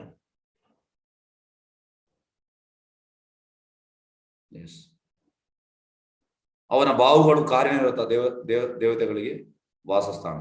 ಅವನ ಪಾದಕಮಲು ಶ್ರೀಕೃಷ್ಣನ ಉಳಿದು ಮತ್ತಾವ ವಿಷಯವನ್ನು ಮಾತನಾಡದ ಪರಿಶುದ್ಧ ಭಕ್ತರಿಗೆ ಹಿರಿಯ ಆಸ್ತಿ. ಎಸ್,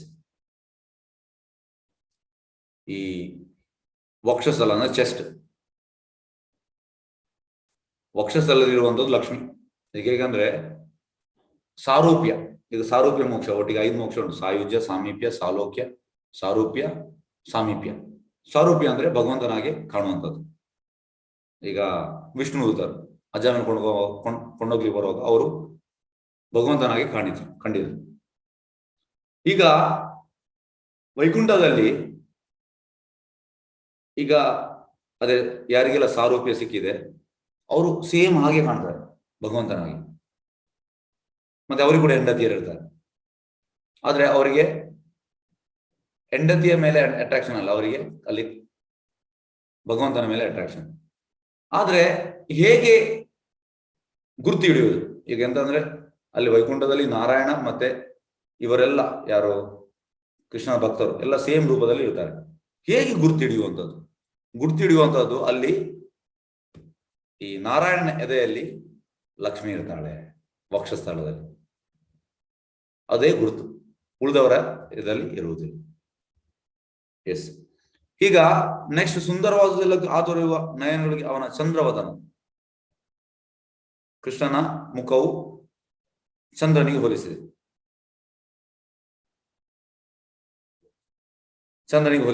ಈಗ ಹೇಗಂದ್ರೆ ಇದರಲ್ಲಿ ಕೂಡ ನಮ್ಮ ಶಿಕ್ಷಾಶಕದಲ್ಲಿ ಚೇತೋದರ್ಪಣ ಮಾರ್ಜನಂ ಭವಮಾದಾವಾಗ್ನಿ ನಿರ್ವಾಪಣಂ ಶ್ರೇಯ ಕೈರವ ಚಂದ್ರಿಕ ವಿತರಣ. ಅಲ್ಲಿ ಎಂತ ಈ ಹರೇ ಕೃಷ್ಣ ಮಹಾಮಂತ್ರ ಚಂದ್ರನ ಹೇಗೆ ಕೂಲ್ ಕೊಡ್ತಾನೆ ಅದೇ ರೀತಿ ಒಳಗೆ ಕೂಲ್ ಕೊಡ್ತಾನೆ ಉಂಟು. ಹಾಗಾಗಿ ಇಲ್ಲಿ ಕೃಷ್ಣನ ಮುಖವು ಮೂನ್ ಲೈಕ್ ಫೇಸ್, ಚಂದ್ರ ವದನ.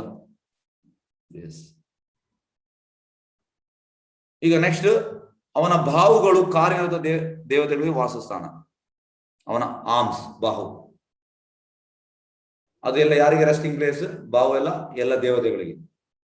ಅಡ್ಮಿನಿಸ್ಟ್ರೇಟಿವ್ ದೇವತೆಗಳು ಅಂದ್ರೆ ಕಾರ್ಯನಿರತ ದೇವತೆಗಳಿಗೆ ವಾಸಸ್ಥಾನ. ಅಡ್ಮಿನಿಸ್ಟ್ರೇಟಿವ್ ಅವರಿಗೆ ಬೇರೆ ಬೇರೆ ಜವಾಬ್ದಾರಿ ಕೊಟ್ಟಿದ್ದಾರೆ. ಮತ್ತೆ ಅವನ ಪಾದಕಮಲಗಳು ಶ್ರೀಕೃಷ್ಣನ ಉಳಿದ ಮತ್ತಾವ ವಿಷಯವನ್ನು ಮಾತನಾಡದ ಪರಿಶುದ್ಧ ಭಕ್ತರಿಗೆ ಹಿರಿಯ ಆಸೆ.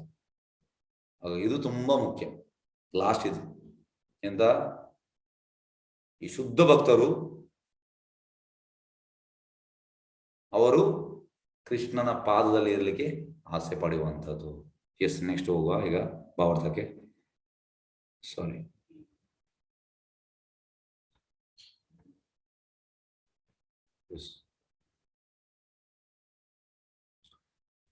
ಭಾವಾರ್ಥ ಬಯಸಿದ ಜಯಿಸಿ ಭಕ್ತಿ ಸ್ವಾಮಿ ಶೀಲ ಪ್ರಭುಪಾದ ಕಿ ಜೈ.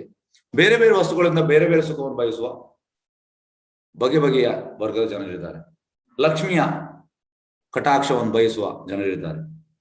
ವೃಕ್ಷಗಳೆಲ್ಲವೂ ಕಲ್ಪವೃಕ್ಷಗಳಾಗಿರುವ, ಕಟ್ಟಡಗಳೆಲ್ಲವೂ ಸ್ಪರ್ಶಶಿಲೆಯಿಂದ ನಿರ್ಮಿತವಾಗಿರುವ, ಭಗವಂತನ ದಿವ್ಯಧಾಮವಾಗಿರುವ ಚಿಂತಾಮಣಿ ಧಾಮದಲ್ಲಿ ಹಲವಾರು ಸಾವಿರ ಭಾಗ್ಯದೇವರು ಇದ್ದಾರೆ. ಅವರು ಅತ್ಯಂತ ಗೌರವಪೂರ್ವಕ ಭಗವಂತನ ಸೇವೆ ಮಾಡುತ್ತಿರುವುದೆಂದು ವೈದಿಕ ಸಾಧು ಹೇಳ್ತಾರೆ. ಅಲ್ಲಿ ಗೋವಿಂದನ ತನ್ನ ಸಹಜ ವೃತ್ತಿಯಾದ ಸುರಭಿ ಗೋವುಗಳ ಮಂದೆಯನ್ನು ಕಾಯುತ್ತಾನೆ. ನಾವು ಶ್ರೀಕೃಷ್ಣ ಶರೀರ ಲಕ್ಷಣಗಳಿಂದ ಆಕರ್ಷಿತಾದ್ರೆ ಆ ಭಾಗ್ಯದೇವತೆಗಳನ್ನು ಆ ಪ್ರಯತ್ನವಾಗಿ ಕಾಣಬಹುದು. ಎಸ್. ಈಗ ಇಲ್ಲಿ ತನಕ ಇದೆಂತಂದ್ರೆ ಅಲ್ಲಿ ಗೋವಿಂದನ ತನ್ನ ಸಹಜ ವೃತ್ತಿಯಾಗಿ ಸುರಭಿ ಗೋವುಗಳ ಮಂದೆಯನ್ನು ಕಾಯುತ್ತದೆ. ನೋಡಿ, ಈ ಫಸ್ಟ್ ಇಷ್ಟು ಎಂತ ಎಕ್ಸ್ಪ್ಲೇನ್ ಮಾಡ್ತಾ ಉಂಟು. ಈ ಚಿಂತಾಮಣಿ ಪ್ರಖರ ಸದ್ಮಶು ಕಲ್ಪ ವೃಕ್ಷ ಲಕ್ಷಾವೃತೇಶು ಸುರಭೀರ್ ಅಭಿಪಾಲಯಂತಂ ಲಕ್ಷ್ಮೀ ಸಹಸ್ರ ಸಂಭ್ರಮ ಸೇವ್ಯಮಾನಂ ಗೋವಿಂದಮಾದಿ ಪುರುಷಂ ತಮಹಂ ಭಜಾಮಿ. ಚಿಂತಾಮಣಿ, ಅಲ್ಲಿ ಚಿಂತಾಮಣಿ ಅಂತ ಇಲ್ಲಿ ನೋಡಿ, ಸ್ಪರ್ಶಶಿಲೆ, ಕಟಗಳು ಸ್ಪರ್ಶಶಿಲೆಯಿಂದ ನಿರ್ಮಿತವಾಗಿದೆ ಚಿಂತಾಮಣಿಯಿಂದ. ಮತ್ತೆ ಕಲ್ಪವೃಕ್ಷ, ಚಿಂತಾಮಣಿ ಪ್ರಕಾರ ಸದ್ಮಶು ಕಲ್ಪವೃಕ್ಷ ಲಕ್ಷಾವೃತೇಶು ಸುರಭಿ. ನೋಡಿ, ಸುರಭಿ ಇಲ್ಲಿ ಉಂಟು, ಸುರಭಿ ಗೋಗಳು, ಸುರಭಿ. ಮತ್ತೆ ಲಕ್ಷ್ಮೀ ಸಹಸ್ರ, ಲಕ್ಷ್ಮೀ ಕಟಾಕ್ಷ ಬಯಸುವ ಜನರಿದ್ದಾರೆ. ಓಕೆ, ಇಲ್ಲಿ ಉಂಟು ಹಲವಾರು ಸಾವಿರಾರು ಭಾಗ್ಯದೇವತೆಗಳು. ಲಕ್ಷ್ಮೀ ಸಹಸ್ರ ಸದ ಸೇವ ಸಂಭ್ರಮಾಣ ಲಕ್ಷ್ಮೀ ಸಹಸ್ರ ಸದ ಸೇವ್ಯ ಚಿಂತಾಮಣಿ ಪ್ರಖರ ಸದ್ಮಶ್ ಕಲ್ಪ ವೃಕ್ಷ ಲಕ್ಷಾವೃತೇಶ್ ಸುರಭಿ ಅಭಿಪಾಲಯಂತ ಲಕ್ಷ್ಮೀ ಸಹಸ್ರ ಸದ ಸಂಭ್ರಮ ಸೇವ್ಯಮಾನ ಗೋವಿಂದ ಮಾದಿ ಪುರುಷಂ ತಮ ಭಜನ್. ಹಾಗಾಗಿ ಇದು ಕೃಷ್ಣ ಧಾಮದಲ್ಲಿ ಸುರಭಿ ಗೋವುಗಳುಂಟು, ಮತ್ತೆ ಕಲ್ಪವೃಕ್ಷ ಉಂಟು, ಮತ್ತೆ ಸಹಸ್ರ ಲಕ್ಷ್ಮಿಯರು ಚಿಂತಾಮಣಿ ಉಂಟು, ಮತ್ತೆ ಸಹಸ್ರ ಲಕ್ಷ್ಮಿಗಳು ಕ್ಯೂ ಅಲ್ಲಿದ್ದಾರೆ ಕೃಷ್ಣನಿಗೆ ಸೇವೆ ಮಾಡಲಿಕ್ಕೆ. ನಾವು ಕೃಷ್ಣನ ಶರೀರ ಲಕ್ಷಣಗಳಿಂದ ಆಕರ್ಷಿತರಾದರೆ ಈ ಭಾಗ್ಯ ದೇವತೆಗಳನ್ನು ಅಪ್ರಯತ್ನವಾಗಿ ಕಾಣಬಹುದು. ನಿರಾಕಾರವಾದಿಗಳು ತಮ್ಮ ಸೂಕ್ಷ್ಮ ಹೂವಾತ್ಮಕ ಚಿಂತನೆಯ ಅಭ್ಯಾಸದ ಕಾರಣದಿಂದ ಇಂಥ ಭಾಗ್ಯೋದಯವನ್ನು ಕಾಣಲಾರರು. ನೋಡಿ, ನಿರಾಕಾರವಾದಿಗಳಿಗೆ ಇದು ಚಾನ್ಸ್ ಸಿಗುವುದಿಲ್ಲ. ಈ ಭಾಗ್ಯೋದಯ ಲಕ್ಷ್ಮಿಗಳನ್ನು ನೋಡುವ ಅವಕಾಶ ಇಲ್ಲ. ಯಾಕೆಂದ್ರೆ ಅವರು ಬ್ರಹ್ಮಜ್ಯೋತಿ, ಅದರಿಂದ ಒಳಗೆ ಹೋಗ್ಲಿಕ್ಕೆ ಆಗುದಿಲ್ಲ ಅವರಿಗೆ. ಸುಂದರ ಸೃಷ್ಟಿಯಿಂದ ಪ್ರಭಾವಿತರಾದ ಕಲಾವಿದರು ತಮ್ಮ ಸಂಪೂರ್ಣ ತೃಪ್ತಿಗಾಗಿ ಶ್ರೀಕೃಷ್ಣನ ಸುಂದರ ವದನವನ್ನು ನೋಡುವುದು ಉತ್ತಮ.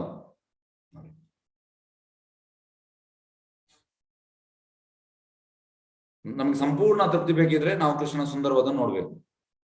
ಶ್ರೀಕೃಷ್ಣನ ವದನವು ಸೌಂದರ್ಯದ ಮೂರ್ತ ರೂಪ. ಅಂದ್ರೆ ಆಕರ್ಷತಿ ಇತಿ ಕೃಷ್ಣ.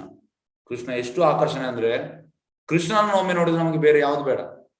ಈ ಭೌತಿಕ ಉಳಿದದೆಲ್ಲವೂ ಗಲೀಜಾಗಿ ಕಾಣ್ತದೆ ನಮ್ಗೆ. ಈಗ ನೋಡಿ, ಈಗ ಹುಡುಗನಿಗೆ ಹುಡುಗಿ ಚಂದ ಕಾಣ್ತದೆ, ಹುಡುಗಿಗೆ ಹುಡುಗ. ಆದ್ರೆ ಒಮ್ಮೆ ಕೃಷ್ಣ ನೋಡಿದ್ರೆ ಇದೆಲ್ಲವೂ ಲಾಟ್ಪೋಡಾಗಿ ಕಾಣ್ತದೆ ನಮ್ಗೆ. ಓಕೆ, ಪ್ರಕೃತಿ ಸೌಂದರ್ಯ ಎಂದು ಕರೆಯುವುದು ಶ್ರೀಕೃಷ್ಣನ ಮುಗುಳ್ನಾಗೆ ಅಷ್ಟೇ. ನೋಡಿ, ಪ್ರಕೃತಿ ಸೌಂದರ್ಯ ಅಂದ್ರೆ ಕೃಷ್ಣನ ಮುಗುಳ್ನಾಗೆ. ಪಕ್ಷಿಗಳ ಮಧುರ ಗಾನವು ಶ್ರೀಕೃಷ್ಣನ ಪೀಸು ಧ್ವನಿಯ ನಮೂನೆ. ವಿಶ್ವದ ಆಡಳಿತ ನಿರ್ವಹಣೆಗಾಗಿ ಬೇರೆ ಬೇರೆ ಇಲಾಖೆಗಳನ್ನು ವಹಿಸಿಕೊಂಡಿರುವ ನಿರ್ವಾಹಕ ದೇವತೆಗಳು. ನೋಡಿ, ಅವರಿಗೆ ಬೇರೆ ಬೇರೆ ಜವಾಬ್ದಾರಿ ಕೊಟ್ಟಿದ್ದಾನೆ. ರಾಜ್ಯ ಸೇವೆಯಲ್ಲಿ ಚಿಕ್ಕ ಆಡಳಿತ ದೇವತೆಗಳಿದ್ದಾರೆ.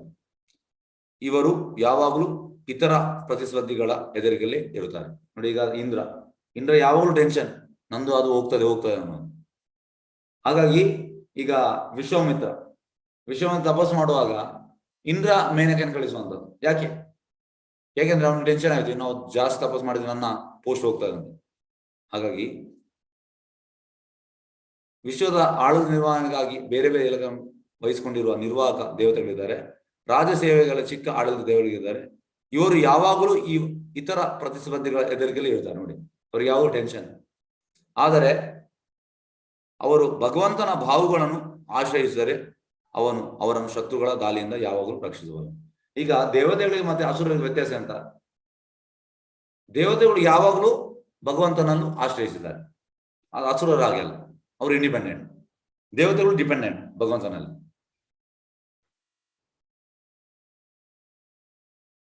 ರಕ್ಷಿಸಬಲ್ಲ. ಆಡಳಿತ ಸೇವೆಯಲ್ಲಿ ನಿರತನಾಗಿರುವ ಶ್ರೀಕೃಷ್ಣನ ನಿಷ್ಠಾವಂತ ಸೇವಕನು ಆದರ್ಶ ಮುಖ್ಯಾಧಿಕಾರಿ ಮತ್ತು ಅವನ ಜನ ಸಾಮಾನ್ಯರ ಹಿತವನ್ನು ಚೆನ್ನಾಗಿ ರಕ್ಷಿಸಬಹುದು. ನೋಡಿ, ಇವ ದೇವತೆಗಳೆಲ್ಲ ಆಡಳಿತ ಸೇವೆಯಲ್ಲಿ ನಿರತ ಕೃಷ್ಣನ ನಿಷ್ಠಾವಂತ ಸೇವಕನು, ಆದರ್ಶ ಮುಖ್ಯಾಧಿಕಾರಿ ಮತ್ತು ಅವರ ಜನಸಾಮಾನ್ಯರ ಹಿತವನ್ನು ಚೆನ್ನಾಗಿ ರಕ್ಷಿಸಬಹುದು. ಆಡಳಿತಾಧಿಕಾರಿಗಳೆಂದು ಕರೆಸಿಕೊಳ್ಳುವ ಇತರರು ಅಸಂಗತ ಸಂಕೇತಗಳು. ಅವರ ಆಡಳಿತಕ್ಕೆ ಒಳಪಟ್ಟ ಜನರು ವಿಪರೀತ ಕಷ್ಟಗಳಿಗೆ ಒಳಪಡುತ್ತಾರೆ. ನೋಡಿ, ಆಡಳಿತ ಅಂದ್ರೆ ಈಗ ದೇವತೆಗಳೆಲ್ಲ ಕೃಷ್ಣ ಅವರನ್ನು ಆಡಳಿತ ಅಧಿಕಾರಿಯಾಗಿ ಮಾಡಿದ್ದಾನೆ. ಹಾಗಾಗಿ ಆಡಳಿತಕ್ಕೆ ಒಳಪಟ್ಟ ಜನರು ವಿಪರೀತ ಕಷ್ಟ. ನಾವು ಆಡಳಿತ ಅಧಿಕಾರಿಗಳು ಭಗವಂತನ ಭಾವಗಳ ರಕ್ಷಣೆಯಲ್ಲಿ ಕ್ಷೇಮವಾಗಿರಬಹುದು. ಈಗ ದೇವತೆಗಳು ಕ್ಷೇಮವಾಗಿದ್ದಾರೆ ಯಾರ ಭಗವಂತನ ಭಾವದಲ್ಲಿ. ಆದ್ರೆ ನಾವು ಆಡಳಿತಕ್ಕೆ ಒಳಪಟ್ಟ ಜನರು ವಿಪರೀತ ಕಷ್ಟಗಳಿಗೆ ಒಳಪಡುತ್ತಾರೆ. ಭಗವಂತನು ಎಲ್ಲದರ ಸಾರ, ಅವನು ಸಾರಂ ಎಂದು ಕರೆಯಲಾಗಿದೆ. ನೋಡಿ, ಕೃಷ್ಣ ಸಾರಂ. ಅವನನ್ನು ಕುರಿತು ಕೀರ್ತನೆ ಮಾಡುವವನು ಮಾತನಾಡುವವನು ಸಾರಾಂಗರು ಅಥವಾ ಶುದ್ಧ ಭಕ್ತರು ಎಂದು ಕರೆಯಲಾಗಿದೆ. ಯಾರು ಕೃಷ್ಣನ ಕೀರ್ತನೆ ಮಾಡ್ತಾರೆ, ಗುಣಗಾನ ಮಾಡ್ತಾರೆ, ಅವರು ಸಾರಾಂಗರು. ಶುದ್ಧ ಭಕ್ತರು ಯಾವಾಗಲೂ ಭಗವಂತನ ಪಾದ ಪದ್ಮಗಳಿಗಾಗಿ ಆತುರಿರುತ್ತಾರೆ. ಶುದ್ಧ ಭಕ್ತರಿಗೆ ಅದೇ ಇಚ್ಛೆ. ಹೇಗಂದ್ರೆ ನಮ್ಮ ಈ ಕುಲಶೇಖರ ರಾಜ, ಕೃಷ್ಣ ತ್ವದಿಯ ಪದ ಪಂಕಜ ಪಂಜರ ಅಂತ ಅದ್ದೈವಮೆ ವಿಶ್ವತು ಮಾನಸ ರಾಜ ಪ್ರಾಣ ಪ್ರಯಾಣ ಸಮಯ ವಾತಪಿತ್ತೈ ಕಂಠೋವರ ಪ್ರಾಣ ಪ್ರಯಾಣ ಸಮಯ ಕಪಾತ ಪಿತ್ತೋ ಕಂಠಾವರೋಧನ ಸ್ಮರಣಂ ಕುತಸ್ಥೆ. ಅಂದ್ರೆ ಶುದ್ಧ ಭಕ್ತರಿಗೆ ಯಾವಾಗ ಕೃಷ್ಣನ ಪಾದದಲ್ಲಿ ಇರ್ಲಿಕ್ಕೆ ಆಸೆ. ಅದು ನಮ್ಗೆ ಆಗಿಲ್ಲ, ನಮ್ಗೆ ಭಗವಂತನ ಪಾದ ಬೇಡ. ನಾವು ಪ್ರಭು ಹೇಳ್ತಾರೆ, because of our rebellious mentality we are here. ನಾವು ಪಾದವನ್ನು ಬಿಟ್ಟು ಇಲ್ಲಿಗೆ ಬಂದಿದ್ದೇವೆ. ಆ ಪಾದ ಪದ್ಮಗಳಲ್ಲಿ ಒಂದು ಬಗೆಯ ಮಧುವಿದೆ. ನೋಡಿ, ನಮ್ಗೆ ಅದು ಮಧು ಇಚ್ಛೆ ಇರಲಿಲ್ಲ, ಅದಕ್ಕೆ ನಾವು ಇಲ್ಲಿ ಬಂದಿದ್ದೇವೆ. ಆದ್ರೆ ಶುದ್ಧ ಭಕ್ತರು ಆ ಮಧುವಲ್ಲಿ ಮತ್ತೆ ಕೂಡ ಅವರಿಗೆ ಇಚ್ಛೆ ಉಂಟು. ಅದನ್ನು ಭಕ್ತರು ದಿವ್ಯವಾಗಿ ಆಸ್ವಾದಿಸುತ್ತಾರೆ. ಅದು ತುಂಬಾ ಸ್ವಾದನೆ ಮಧು. ಅವರು ಮಧುವನ್ನು ಯಾವಾಗಲೂ ಅರಸುವ ಭೃಂಗಗಳಂತೆ. ಗೌಡಿಯ ವೈಷ್ಣವ ಸಂಪ್ರದಾಯದ ಮಹಾಭಕ್ತ ಆಚಾರ್ಯ ಶ್ರೀ ರೂಪ ಗೋಸ್ವಾಮಿಗಳು ತಮ್ಮನ್ನು ಭೃಂಗಕ್ಕೆ ಹೋಲಿಸಿಕೊಂಡು ಆ ಕಮಲದ ಮಕರಂದ ವಿಷಯವಾಗಿ ಒಂದು ಹಾಡನ್ನು ಹಾಡಿದ್ದಾರೆ. ರೂಪ ಗೋಸ್ವಾಮಿ ಹೇಳುವಂಥದ್ದು ಎಂತ ಅವರನ್ನು ಹೋಲಿಸಿದ್ದಾರೆ, ತಮ್ಮನ್ನು ಭೃಂಗಕ್ಕೆ, ಆ ಮಕರಂದ ಭೃಂಗಕ್ಕೆ ಹೋಲಿಸಿದ್ದಾರೆ. ನನ್ನ ಪ್ರಭು ಶ್ರೀಕೃಷ್ಣ, ನಾನು ನಿನಗೆ ನನ್ನ ಸ್ತೋತ್ರವನ್ನು ಅರ್ಪಿಸಲು ಬೇಡುತ್ತೇನೆ. ನನ್ನ ಮನಸ್ಸು ಭೃಂಗದ ಬಿದ್ದಂತೆ. ನೋಡಿ, ಅವರ ಮನಸ್ಸು ಎಂತ ಈಗ ಭೃಂಗ ಇದ್ದಂತೆ ಉಂಟು.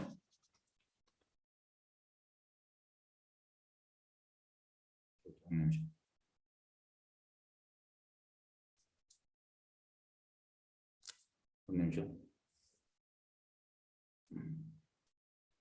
ಭೃಂಗ ಅಂದ್ರೆ ಬಿ ಹೋಗುದು ಹನಿ ಹತ್ರ. ಓಕೆ, ಮಧು ಅಂದ್ರೆ ಹನಿ. ನನ್ನ ಪ್ರಭು ಶ್ರೀಕೃಷ್ಣ, ನಾನೀಗ ನಿನ್ನ ಸ್ತೋತ್ರವನ್ನು ಅರ್ಪಿಸಲು ಬೇಡುತ್ತೇನೆ. ನನ್ನ ಮನಸ್ಸು ಭೃಂಗವಿದ್ದಂತೆ, ಅದು ಯಾವುದಾದ್ರೂ ಮಧುವನ್ನು ಅರಸುತ್ತದೆ. ಆದ್ರಿಂದ ಸಕಲ ದಿವ್ಯ ಮಕರಂದಕ್ಕೆ ಆಶ್ರಯ ಸ್ಥಾನವಾದ ನಿನ್ನ ಪಾದ ಪದ್ಮಗಳಲ್ಲಿ ನನ್ನ ಭೃಂಗದಂತ ಮನಸ್ಸಿಗೆ ದಯವಿಟ್ಟು ಆಶ್ರಯ ನೀಡು. ನನ್ನ ಈಗ ಭೃಂಗದಂತ ಮನಸ್ಸು ನಿನ್ನ ಪಾದದಲ್ಲಿ ಇರಲಿ ಅಂತ ಹೇಳ್ತಾ ಇದ್ದಾರೆ. ಬ್ರಹ್ಮನಂತ ದೊಡ್ಡ ದೇವತೆಗಳು ಸಹ ಅನೇಕ ವರ್ಷಗಳು ತಪ್ಪು ನಿರತರಾಗಿದ್ದರು ನಿನ್ನ ಪಾದ ಕಮಲಗಳ ನಖಕಿರಣಗಳನ್ನು ಕೂಡ ಕಾಣಲಾರು. ನೋಡಿ, ಬ್ರಹ್ಮನಂತ ದೇವತೆ ಎಷ್ಟು ಅವ ತಪಸ್ಸು ಮಾಡಿದ್ರು ಕೂಡ ಪಾದದ ಹತ್ರ ಪಾದದ ನಖಕಿರಣದ ಹತ್ರ ಕೂಡ ಹೋಗ್ಲಿಕ್ಕೆ ಆಗುದಿಲ್ಲ ಅಂತ. ಆದರೂ ಈ ಅಚ್ಯುತನೇ, ಈ ನನ್ನ ಹೆಬ್ಬಯಕೆಯ ಕಾರಣ ನಿನಗೆ ಶರಣಾಗದ ಭಕ್ತರಿಗೆ ನೀನು ತುಂಬಾ ದಯಾಳುವಾಗಿರುತ್ತೀಯೆ. ಆದ್ರೆ ಭಕ್ತರಿಗೆ ತುಂಬಾ ದಯಾಳು ಆಗಿರ್ತಾನೆ. ಮಾಧವ, ನಾನು ನಿನ್ನ ಪಾದ ಪದ್ಮಗಳ ಸೇವೆಗೆ ಬೇಕಾದ ನಿಜವಾದ ಭಕ್ತಿಯನ್ನು ಹೊಂದಿಲ್ಲವೆಂಬುದು ನನಗೆ ಗೊತ್ತಿದೆ. ಪಾದ ಪದ್ಮಗಳ ಸೇವೆಗೆ ನನ್ನಲ್ಲಿ ಭಕ್ತಿ ಇಲ್ಲ. ನೋಡಿ, ಇದು ನಮ್ರತೆ ಅವ್ರ ಹತ್ರ ಉಂಟಪ್ಪ. ಆದರೆ ಭಗವಂತನೇ, ನೀನು ಊಹಿಸಲಾಗದಷ್ಟು ಶಕ್ತಿಶಾಲಿ ಆದ್ರಿಂದ ಯಾವುದು ಅಸಾಧ್ಯವೋ ಅದನ್ನು ಕೂಡ ನೀನು ಸಾಧ್ಯ ಮಾಡಬಲ್ಲೆ. ಪ್ರಭುಪಾದ ಹೇಳ್ತಾರೆ, ಈ ಅಸಾಧ್ಯವನ್ನೋದು ಕೃಷ್ಣನ ಡಿಕ್ಷನಲ್ಲಿ ಇಲ್ಲ, ಎಲ್ಲವೂ ಸಾಧ್ಯ. ಆದ್ರೆ ಅದಕ್ಕೆ ನಾವು ಎಂತ ಮಾಡ್ಬೇಕು? ನಾವು ಭಕ್ತಿಯಲ್ಲಿ ಇರ್ಬೇಕು. ಭಕ್ತಿಯಲ್ಲಿ ಇದ್ರೆ ಎಲ್ಲವೂ ಸಾಧ್ಯ. ನಿನ್ನ ಪಾದಪದ್ಮಗಳು ಸ್ವರ್ಗದ ಅಮೃತವನ್ನು ಕೂಡ ಕಡಿಮೆಗಣಿಸುವಂತೆ ಮಾಡಬಲ್ಲವು. ಸ್ವರ್ಗದ ಅಮೃತವನ್ನು ಕೂಡ ಕಡೆಗಣಿಸುವಂತೆ ಮಾಡಬಲ್ಲವು. ಅಮೃತ ಕೂಡ ಏನಲ್ಲ ಕೃಷ್ಣನ ಈ ಪಾದದ. ನಾನು ಅವುಗಳಿಂದ ಬಹಳವಾಗಿ ಆಕರ್ಷಿತನಾಗಿದ್ದೇನೆ. ಯಾವುದಕ್ಕೆ ಆಕರ್ಷಣೆ ಆಗಿದೆ? ರೂಪ ಗೋಸ್ವಾಮಿ ಪಾದಕ್ಕೆ, ಭಗವಂತನ. ಪರಮ ನಿತ್ಯನೇ, ಆದ್ರಿಂದ ನನ್ನ ಮನಸ್ಸು ನಿನ್ನ ಪಾದ ಕಮಲಗಳಲ್ಲಿ ನೆಟ್ಟಿರಲಿ. ಇದು ನಮ್ಮ ಮೆಡಿಟೇಷನ್ ಆಗಿರ್ಬೇಕು. ಯಾವಾಗಲೂ ಕೃಷ್ಣನ ಪಾದದಲ್ಲಿ ನಮ್ಮ ಇರ್ಬೇಕು ಮನಸ್ಸು. ಆದ್ರಿಂದ ನಾನು ಎಂದೆಂದಿಗೂ ನಿನ್ನ ದಿವ್ಯ ಸೇವೆಗೆ ರುಚಿಯನ್ನು ಸವಿಯುವಂತಾಗಲಿ. ಈಗ ನಮಗೆ ರುಚಿ ಇಲ್ಲ, ಯಾಕೆ? ನಮ್ಮ ಮನಸ್ಸು ಕೃಷ್ಣನ ಪಾದದಲ್ಲಿ ಇಲ್ಲ. ನಮ್ಮ ಮನಸ್ಸು ಕೃಷ್ಣನ ಪಾದದಲ್ಲಿ ಇದ್ರೆ ನಮ್ಗೆ ಅಲ್ಲಿ ಭಕ್ತಿಯಲ್ಲಿ ರುಚಿ ಗೊತ್ತಾಗ್ತದೆ. ಭಕ್ತರು ಭಗವಂತನ ಪಾದ ಪದ್ಮಗಳಲ್ಲಿ ಇರಿಸಲ್ಪಟ್ಟರೆ ತೃಪ್ತರಾಗುತ್ತಾರೆ. ಫುಲ್ಲು ಸ್ಯಾಟಿಸ್ಫೈಡ್ ಪಾದ ಪದ್ಮದಲ್ಲಿ ಇದ್ರೆ. ಅವರು ಭಗವಂತನ ಸರ್ವ ಸುಂದರ ವದನವನ್ನು ನೋಡಲಾಗಲಿ ಅಥವಾ ಅವನ ಬಲಿಷ್ಠವಾದ ಭಾವಗಳ ರಕ್ಷಣೆ ಹೊಂದಲಾಗಲಿ ಉತ್ಕಾಂಕ್ಷಿತರಾಗಿರುವುದಿಲ್ಲ. ನೋಡಿ, ಬಲಿಷ್ಠ ಭಾವ ಮತ್ತೆ ಸುಂದರ ಕೃಷ್ಣನ ಮುಖ ಮತ್ತೆ ಭಾವ ಕೂಡ ಬೇಡ. ಮತ್ತೆ ಅವರಿಗೆ ಎಂತ ಬೇಕು? ಕೃಷ್ಣನ ಪಾದ ಬೇಕು. ಸ್ವಭಾವತ ಅವರು ವಿನೀತರು. ಯಾಕೆ? ಅವರು ತುಂಬಾ ನಮ್ರರು. ಭಗವಂತ ಅಂತ ವಿನೀತ ಭಕ್ತರಿಗೆ ಕಡೆಗೆ ಯಾವಾಗ್ಲೂ ವಾಲುತ್ತಾನೆ. ಕೃಷ್ಣ ಚೈತನ್ಯ. ಒಂದ್ ನಿಮಿಷ.